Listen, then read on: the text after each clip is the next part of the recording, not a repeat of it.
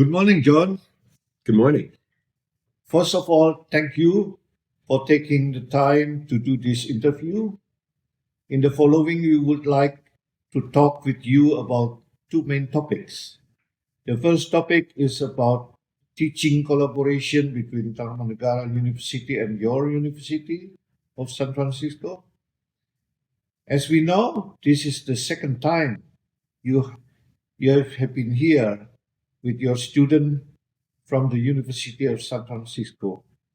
And it should follow by the second topic, which is related to your long term research activities on megacities in Asia, especially related to the impact of globalization on the urban transformation. Yeah, question number one. You know,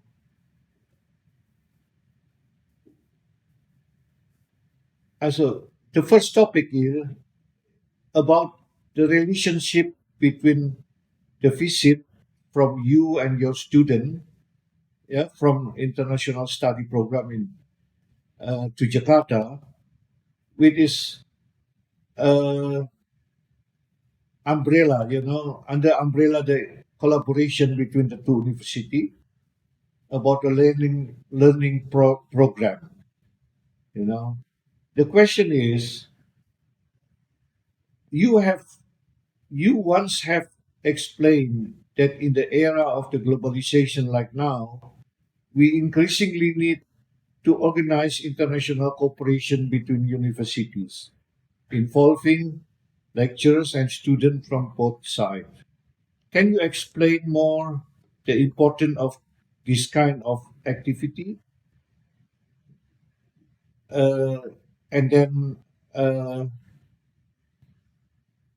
the activity, I mean, uh, the concept behind the activity of your student during their stay in Jakarta now.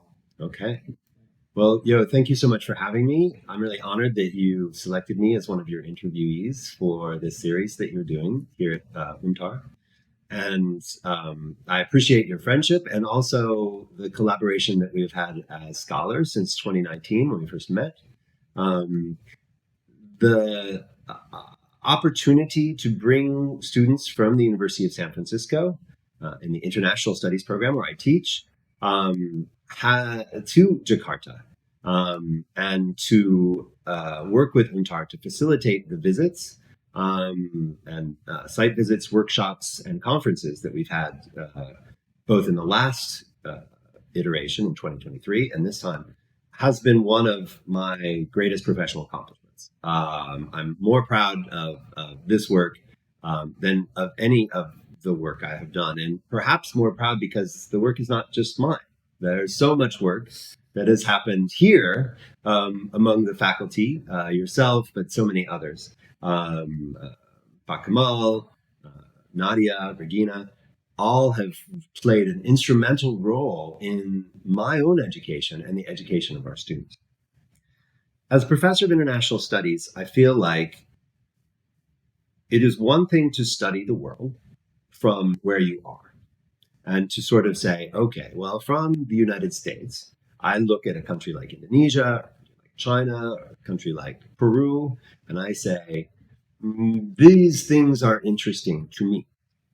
It is another thing, the next step, I believe, to advance your knowledge, is to start to understand how your country looks to these other people. In other words, to read authors from different places and to begin to come to terms with what you share and what you do not share, so that you understand where the gaps are.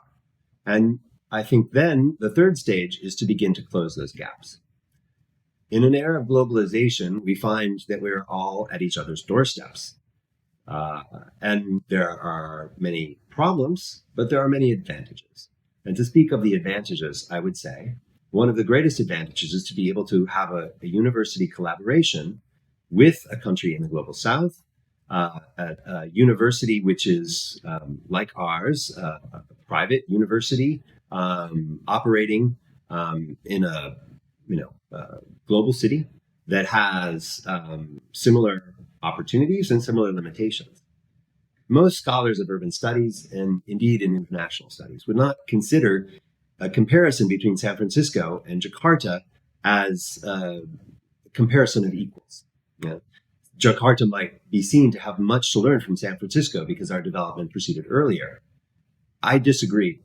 I feel that San Francisco has much to learn from Jakarta and Jakarta from San Francisco. And so bringing students here, I'm trying to help them understand not only how urban development works in a country that's very different from the United States, but also to teach them the tools of policymaking in this context is to provide them an opportunity to engage with global issues in an alternative domain than the one they inhabit. In other words, to force them out of their comfort zone, to get them to think about challenging problems and to understand how to respond to those, not in a top-down way, but in a way that engages stakeholders and benefits from the knowledge of the UNTAR scholars, the web of relationships that UNTAR has built in Jakarta, right? And so it is a sense asset-based, but rather than drawing on our own assets, we're able to draw on your assets. And I believe the best possible extension of that, the fourth level, if you will, is to build in that reciprocity so that students from Jakarta can also come to San Francisco and have the same experience of learning with our assets in their hands about how urban development works and how they might, in turn, make an impact in a city like San Francisco. Okay. Next question is still related with the first. Like this. So we agree that academic collaboration can bring the student and us, the lecturer, a better understanding about the globalization process, what really happened in San Francisco and Jakarta. But we know that on the other side, that the situation in our both cities are become increasingly very tricky. And that is, among others, because the urban problem that are coming more and more complex, you know. Yes.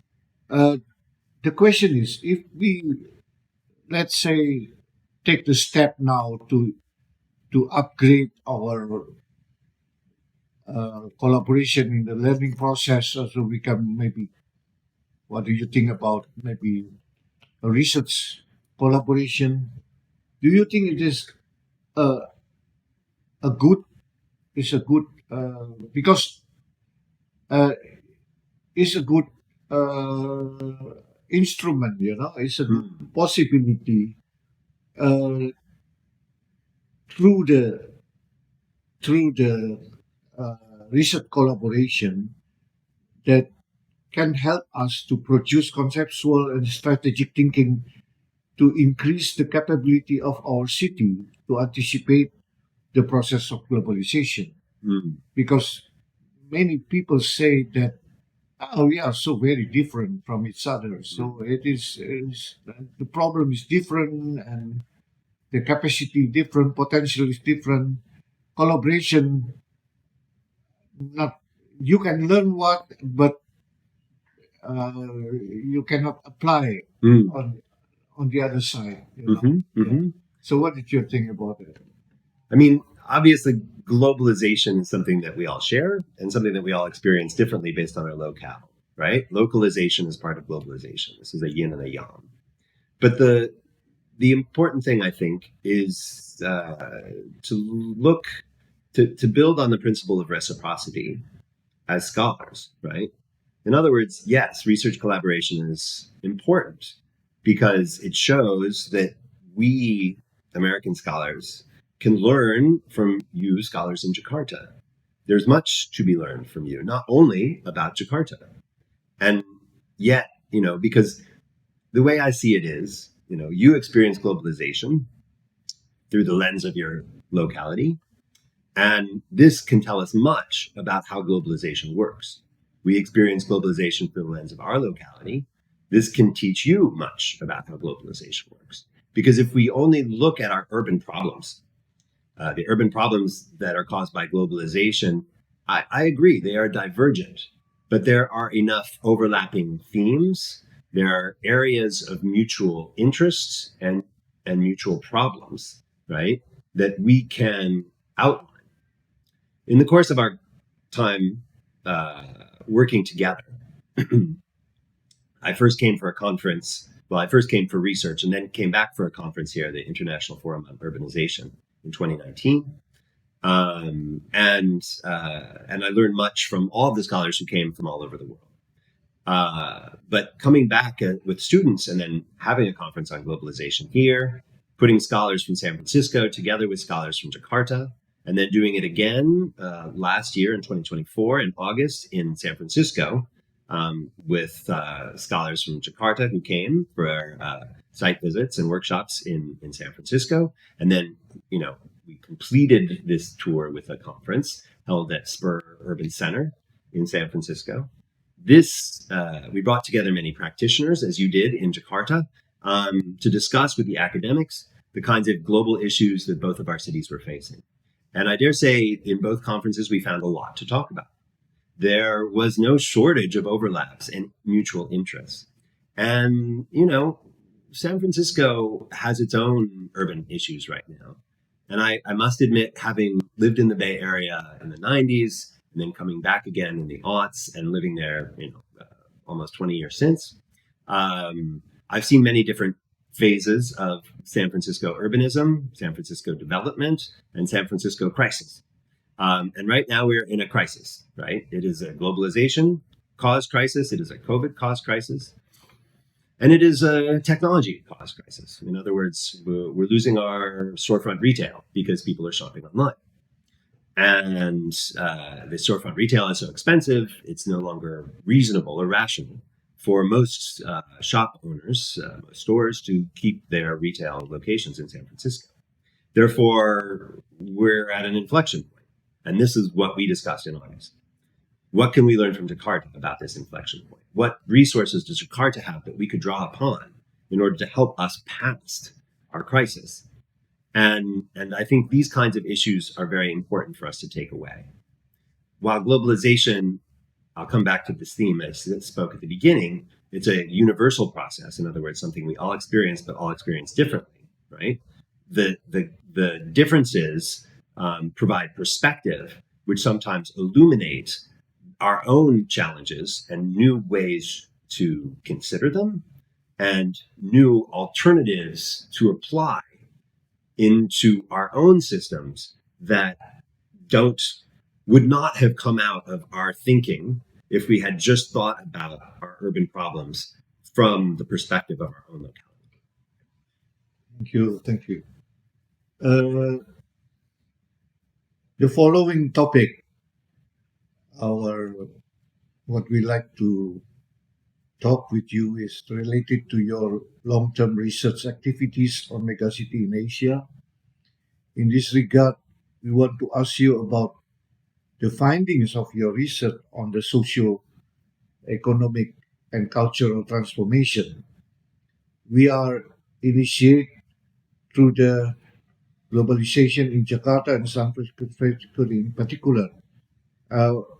What I mean is I try to make it more concrete. Regarding the influence of globalization process on the character of the socio-cultural life in our city, there is a trend of the disappearance of the local specific urban character, as you already mentioned before, and followed by a number of similar trends like shrinking of the population, extreme prioritization of individuality, and weakening the collective activity, etc. The similar trend can be observed in the globalized Asian cities, included in the city of the developing countries. This means that the city in the global south will soon or later also follow the similar problem far as in the city of developed north? This is a great question. I mean, one of the things about globalization and even the term global city, it implies a kind of normalization that maybe we're all on the same track, that it's all going to become more alike. We'll all be drinking cappuccino and wearing t-shirts and baseball caps, eating pasta and pizza. Yes, that happens. That's part of it. But it's not the full story. And in order to understand how what Apadarai will call indigenization operates, right? Apadarai comes up with this term indigenization, in which he articulates, and this as far back as, I believe, 1990, right? He articulates the way in which different cultures, different countries, different cities are going to indigenize these global trends. And what he means by that is that we don't just take a global capital whole cloth and reproduce what exists in a London or a Paris or New York in a place like Jakarta or Manila or Pyongyang, right? You're going to have very different iterations of the same thing. Take a skyscraper, right? There's architects who design skyscrapers. They're not all the same. And you see many different iterations of the idea of a skyscraper. I'm always fascinated when I come to Asia, how the notion of the skyscraper has been reinterpreted in so many different ways, whether you're in Shanghai or Jakarta or even Mumbai, right? And so in this sense, we can see that the way in which cities inculcate global processes is one which is fundamentally local, right? And so while in some sense there's a process that leads us to more unified or generic forms of economic and financial policies, right? On the other hand, you can say that there's also a variety, a wide divergence in the way in which those take root on the ground in different cities around the world. I believe that one of the most interesting things we can do at this stage, right, is to try to understand those processes of internalization of global norms, whether they be the weekend, because, for Muslims, the holy day is Friday. So why are they taking Saturday and Sunday off?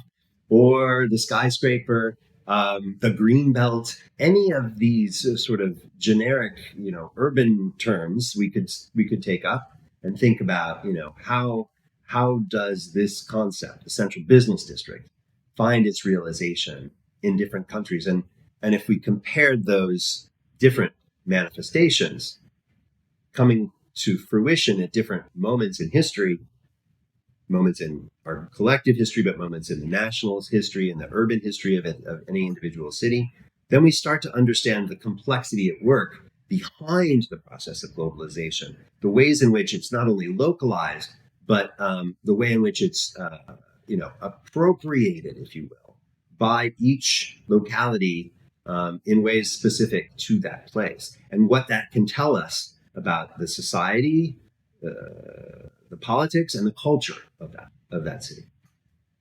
Yeah, and now we come to as for me, is the most question I interesting for the answer from you is the question of the trend of what you call is collectivization in the art making. No, that is something what you do in relation to your research about the mega city. Is this collectivization in the art making is a typical reaction of the global south, or is one in one of your article you discuss the possibility that this strategy could offer an anti-institutional and anti-establishment art market as it exists now. The other thing is this collectivization is just an aesthetic response, you know, Mm. from artists in cities of the global south or global north, such as Jakarta or San Francisco? Or can this collective art making movement, we understand them as a fundamental criticism on globalism? Mm. So art collectives and the process of collectivization as part of the artistic practice. This is a topic that I've been interested in for a while. And I'm really fascinated at what I found about this in Jakarta, but other places too. I want to be clear. I know that art collectives have Maybe existed. you can explain a little bit of what kind of finding you did. I will. I will. Yeah, yeah. I just do a little background first. Yeah, yeah. Okay. The art collectives are not unique to the global south, right? We've had art collectives in Europe and the United States for a long time. Everybody knows back in the 60s, there were a variety of collective practices that emerged around, whether we're talking about Gutai in Japan or other processes, happened in Germany and New York, etc. Right? So collectives have existed. I like to say one of the first art collectives that existed was the Impressionists, right?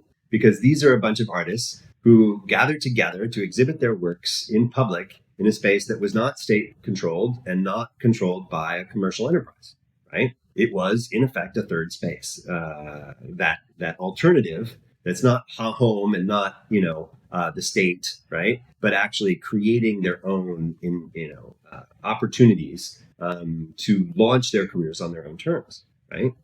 And I worked on Impressionists for a long time when I was working as a museum curator. But and so there are collectives today in San Francisco, many art collectives that exist. And there are collectives around the world. This is a large trend in Latin America. But I've never seen anything like what I found in Jakarta. And I know that Jakarta is not alone. Jogja, for example, everyone tells me if I'm interested in art and particularly in collectives, I should go to Jogja because this is where art collectives are. This is where they're grand. And I say, I would love to go to Jogja, and I still would. But my interest is Jakarta. And the reason I'm interested in Jakarta is because of the scale and the scale of the problem. And what I'm interested about art collectives in relationship to Jakarta is the way in which people formulate alternatives for how to manage the challenges of a city with some 34 million inhabitants, right? This is a kind of challenge that I see not as a challenge of the future, but a challenge that will happen in the future that we can see playing out in real time in Jakarta today, right? In other words, when I wanted to understand what the future challenges would be, I realized that I should start working on these Asian megacities in order to understand how they're managing right now. Because if urbanization will only continue, as the UN Habitat suggests it will, until 2050, there'll be more than 2 billion more people in cities, right? This means that we're all going to be looking at the kinds of problems that megacities have right now.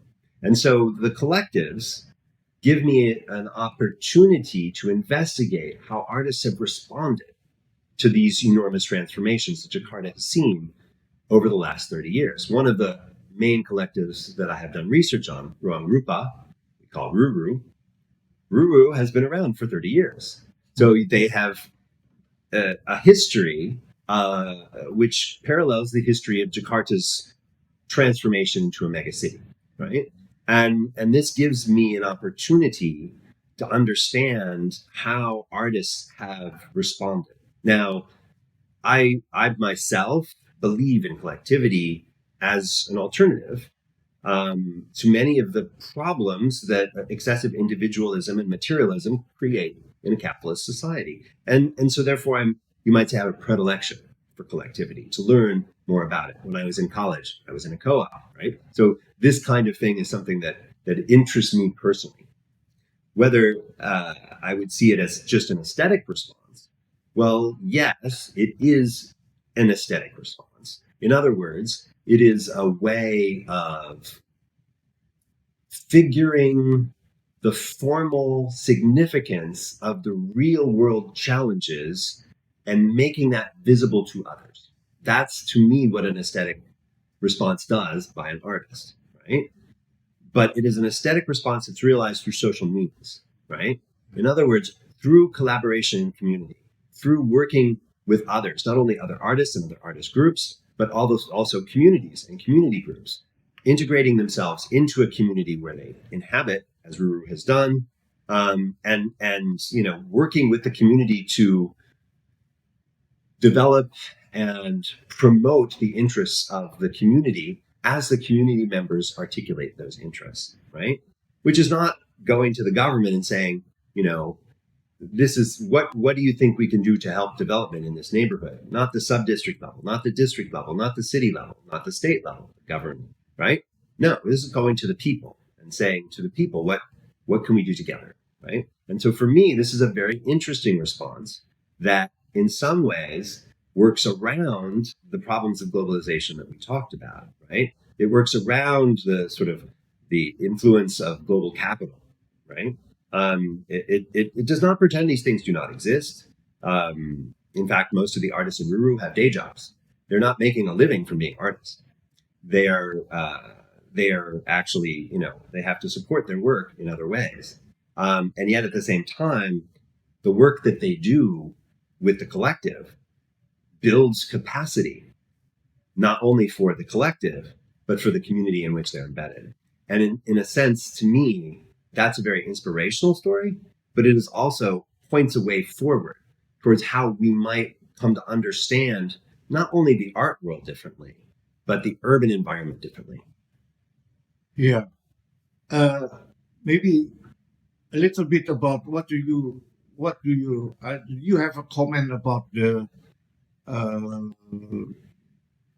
how the German society reflect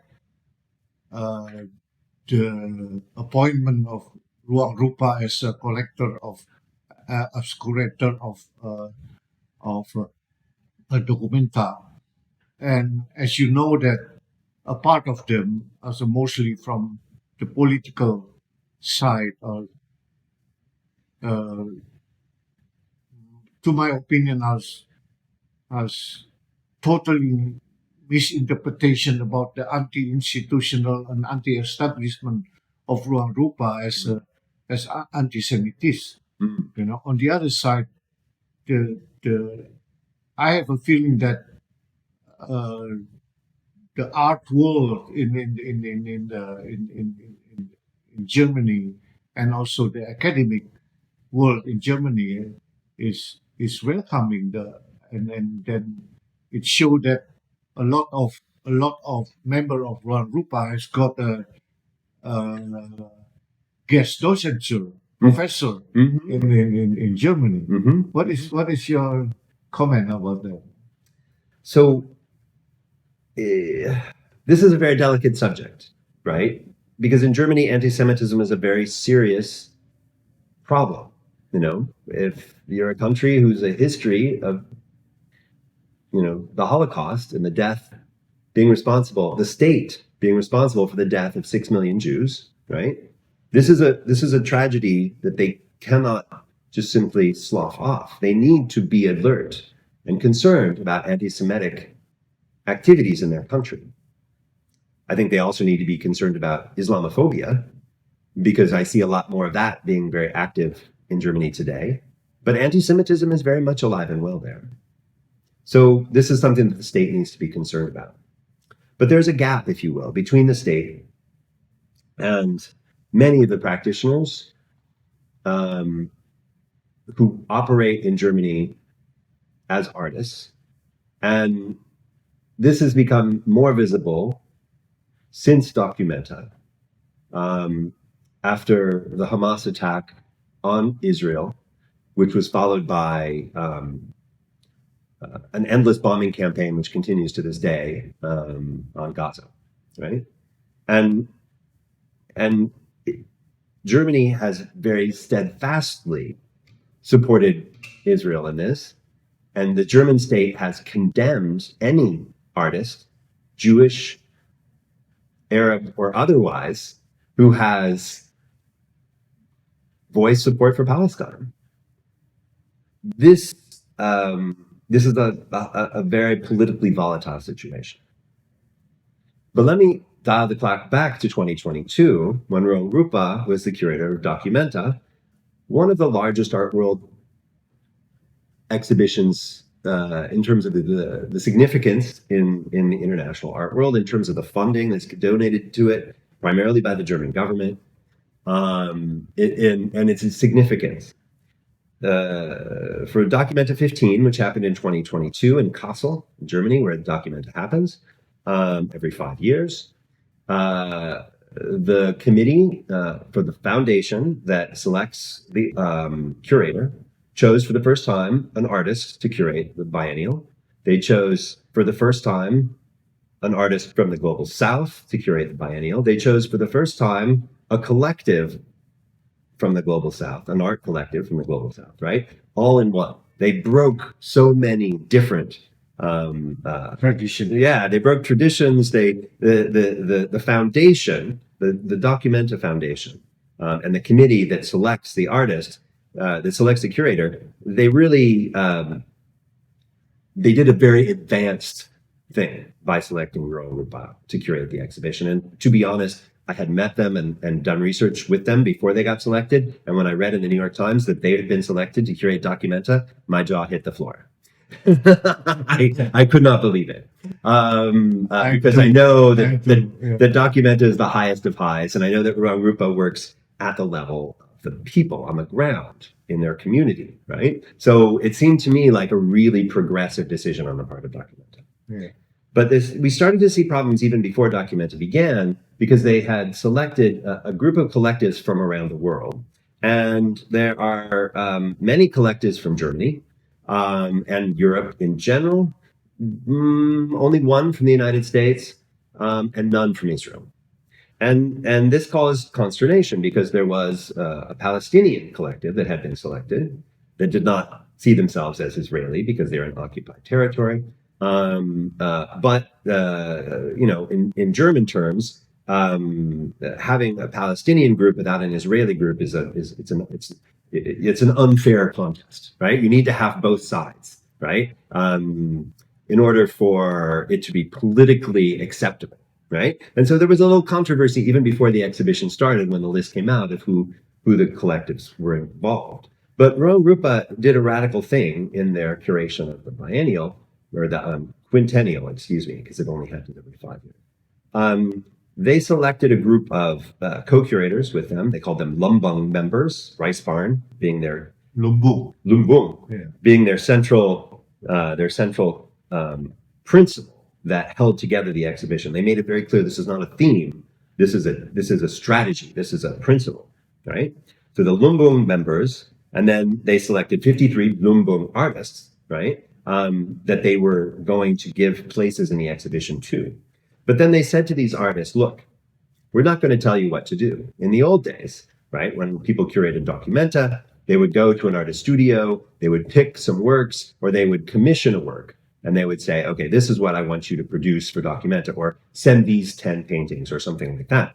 And they didn't do that. They said, we want to work with you, and we want your contribution, whatever you want to contribute. And if you want to invite others to be part of your contribution, you should do that. And we're not going to tell you how to do it, who to invite, who you can't invite.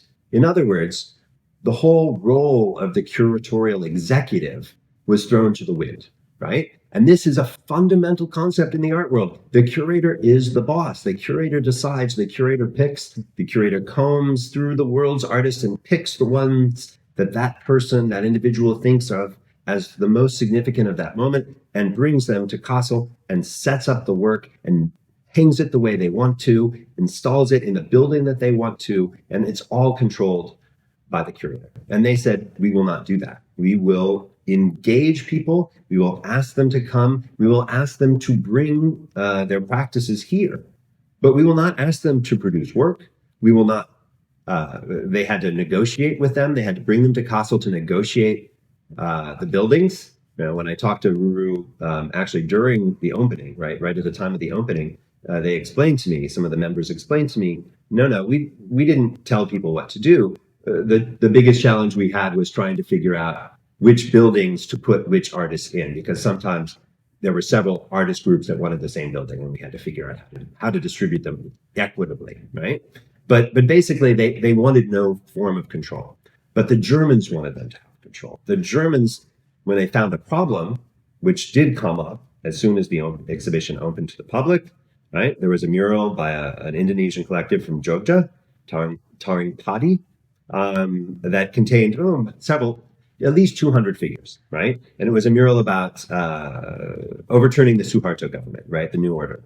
And there were a number, like so many figures, and it was about the revolution. But there was one demon who someone found had forelocks, right? In other words, symbols of Jewish identity, right? And this being a demon with sharp teeth and a bowler hat that said SS on it, right? This was considered an anti-Semitic image by Germans and indeed by the Western media overall, right? The New York Times concurred, and all of the conversations after that discovery about the exhibition centered on that image, that one figure in the one work by one artist group, when there were 1,000 artists who actually presented as part of this exhibition. So when the journalists wrote about the exhibition, all they wanted to talk about was anti-Semitism. What that meant is that all of the things that Ruru did to change the terms of the exhibition, to democratize the process, to remove their power as curators and redistribute that to a group of art collectives, primarily from the global south, but indeed from throughout the world, right? That way of overturning the power dynamic that put the curator in charge and the artists as, the lucky ones who got to participate, right? By bringing artists in as decision makers in their exhibition, they were penalized, they were punished. And the Germans did not take on their process. They did not understand the radical nature of the proposal that they had put forward. Instead, they simply said, how could you let this happen? Right. Yo, last question. Collectivization is a fundamental resistance from the art world also against the depersonalization character of the globalization. In the sense of the rejection of the excessive prioritization of development of human being as an individual. If this is the case, are you agree that collectivization in general can becoming potential part of the strategy of cities in the global south to develop their own localism? I would say absolutely. Localism-oriented collective urban culture. Okay. I would say absolutely yes, only I would say not just cities in the global south. Look, when I was a young man, I thought about the world that I wanted to inhabit. And I thought about the challenges of living in this world. And I thought the biggest challenge, of course, is that I have to participate in a capitalist system, right? I can do what I want as long as I can find a way to make it turn into an income for myself, right? In other words, capitalism demands that we all become individuals. And when global capital through globalization circulates around the world, it turns us all into entrepreneurs, right? In other words, we are responsible for our successes and failures. It is not a shared destiny. It is not a national destiny. It is not a sort of socialist utopia, right? But it is a way that we have to understand how we are going to provide something to the world that the world will value and therefore allow us to live in it. Because if we can't make an income, who are we, right? What kind of life can we possibly have if we can't make an income, right? And that forces us back onto ourselves. Yes, you have your family will support you. Yes, you have your community can support you in certain ways. But if you can't find something to sell, then you can't be part of our system, right? It's exclusive in that way. But it's not. It's not. And this is something I've learned over time, is that it's not exclusive, it's overlapping, right? There are collective dimensions of every aspect we do. Even when we're at work, we work together with other people. We need each other in order to fulfill our responsibilities. If someone gets sick and they're gone for a week, that's going to mean that the other people on their team have to do more work, right? We are collectives, even when we are making that individual paycheck, right? And so in some sense, our collectivity is necessary for us in global urbanization, right? As foreign capital comes and starts to distort some of the local realities that we perceive, it produces new opportunities, and it also creates limitations or new challenges for us to face. And yet, Jakarta is a city of 34 million because everyone in Indonesia wants to come here to have access to that global capital, right? They look at the lives that they have in their village, and they say, this is a better option, right? This is where I need to go in order to make a living. And many people continue to be part of their village. They come here and they go back to their village for months, and then they come back here for 9 months, and they go back for 3 months, right? They don't necessarily lose that connection to the place they come from, even if they are now Jakartans. They might identify themselves as actually being from somewhere else, right? And so this sense of being part of a collective is actually really quite important. But I've learned so much about collectivization from Indonesia, because I truly believe that this is a country that I've never seen a richer culture of collectivization than any other place on earth. And I haven't traveled everywhere. There are many places for me to discover. But from my own experience, this is an incredible opportunity for me to understand better what collectivization means. And to look at Jakarta helps me to understand the various different ways in which collectivization can not just alleviate the effects of globalization. It produces an alternative, but it's not some utopic ideal like socialism in the future, right? It's an already existing alternative. It's not something that has been overcome by modernization. It's something that continues to exist in the face of modernization, in the face of globalization, in the face of nationalization, right? All of those things are true here in Jakarta. And yet at the same time, the collective continues to thrive. The kampung culture has not died. And the artists, they don't want to make paintings so that they can become famous art stars and travel the world.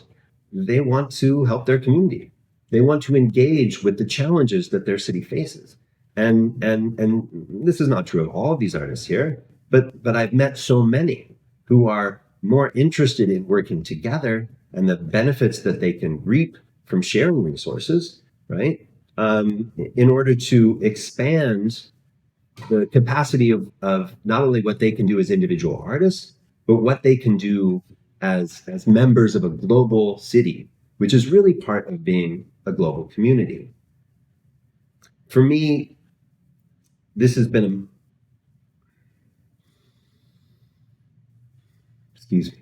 this has been a moment to come to Jakarta, to come back to Jakarta, to work so closely with you at UNTAR. This has helped me to understand my place in the world. Not because I feel like I was, destined to discover Jakarta, and that Jakarta is the answer to the questions that I've been asking for my 56 years. But because I understand now the interrelationship that globalization has created between me working in San Francisco, living in Oakland, and you here in Jakarta, working at this university, the people in the kampung who make their living creating capacity for the other people in the kampung who work in the factories that make the goods that get shipped to the United States and to Europe and to China, that create a global network. I now perceive not only the ways in which the people of a city like Jakarta make globalization possible. I really feel that globalization rides on the back of the kampung residents, that rides on the back of the people who take the Gojek to drive the people to work at the factory, right? This is how globalization works. If those people don't do that job, I don't go to H&M and buy a shirt, right? There is no capacity for me to live my life if the people here do not live this life. And I do not see this as a relationship of power and domination as I once might have, but I see it as a relationship of mutual dependency. And when I go to a kampung and I see a situation that many Americans would understand as miserable, right? I do not see misery. The people in the kampung, they smile and look at me. They say, "Hello, mister," right?